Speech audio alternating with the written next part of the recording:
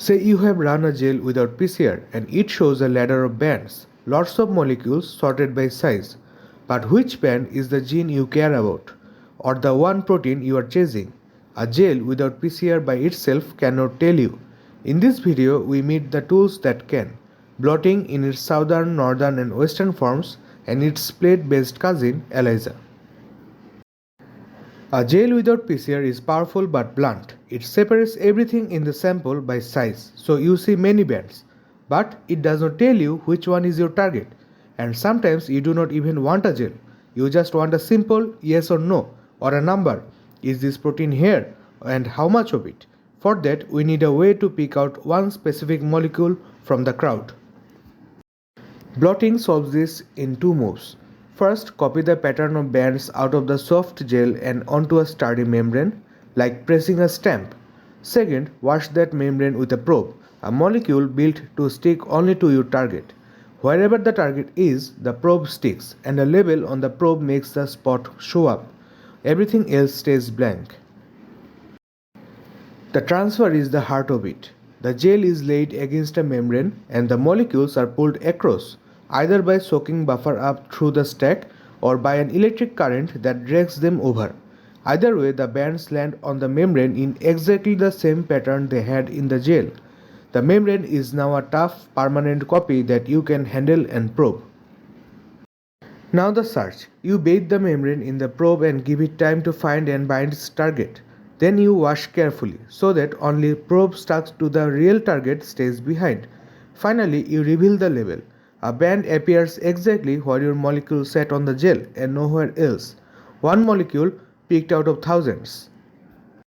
When the target is DNA, this is Southern blot, named after Edwin Southern, who invented it in 1975. The DNA is cut, separated on a gel, and blotted onto the membrane.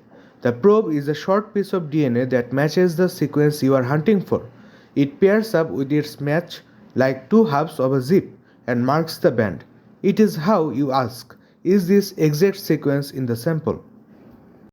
Run the same idea on RNA and you have a northern blot. The name is a small joke. Once DNA had a southern blot, RNA got a northern one. Because RNA is what a cell makes when a gene is switched on, a northern blot tells you not just whether a gene is present, but whether it is being used and how strongly. A bright band means the gene is busy, a faint one means it is quiet. When the target is a protein, it is a western blot. Proteins are run on a polyacrylamide gel and blotted across, but there is no matching strand for a protein, so the probe is an antibody, a molecule immune system makes to grip one specific target. First, you block the membrane, coating the empty space so the antibody cannot stick where it should not. Then a primary antibody finds the protein and a labeled secondary antibody binds the first, carrying the signal. How does the band actually show up? It depends on the label. Early blots used radioactive tags that exposed photographic film. Most labs now attach an enzyme that gives off light caught by a camera or one that lays down a color stain right on the membrane. Whatever the method is, the result is the same. A dark band marks the spot and its darkness hints at how much is there. So the three blots share one design and differ in two slots. What is separate on the gel? DNA for southern, RNA for northern, protein for western. And what does the probing? A matching piece of DNA for the two nucleic acid blots and an antibody for the protein one.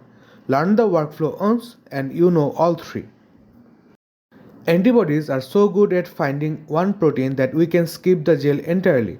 That is ELISA, the enzyme-linked immunosorbent assay. Instead of a membrane, it uses the wells of a small plastic plate, and instead of bands, it gives you color. It trades the fine detail of a gel for speed and for the ability to test many samples at once. Here is the core. The target is stuck to the bottom of a well, an antibody finds it, and that antibody carries an enzyme. You add the enzyme substrate, a clear liquid, and the enzyme turns it a color. No target, no antibody, no color. Plenty of target, plenty of antibody, and the well turns deeply colored. The color is the readout. There are a few arrangements. In a direct ELISA, the target sits in the well and one labeled antibody detects it. In an indirect ELISA, an unlabeled antibody binds first and a second labeled one detects that. the same primary and secondary trick as the Western. And in a sandwich ELISA, one antibody at the bottom catches the target, while another one on top detects it, gripping it from both sides. Let's walk through the most common version, the sandwich, one step at a time.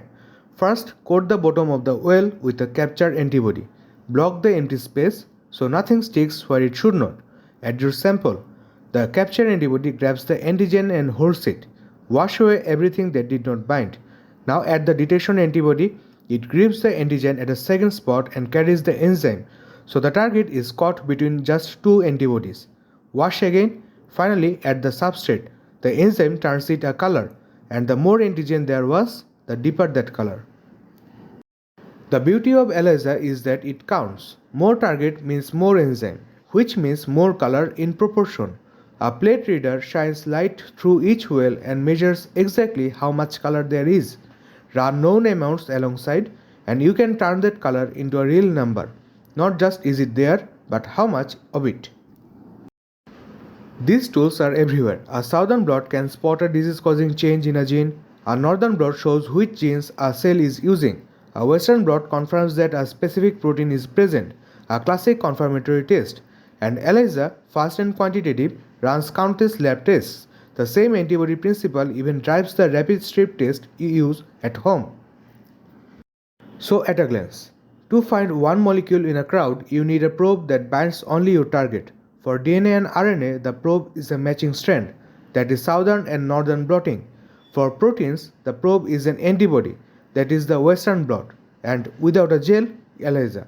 Separate or capture, probe, wash and reveal, and the molecule you were after steps out of the crowd.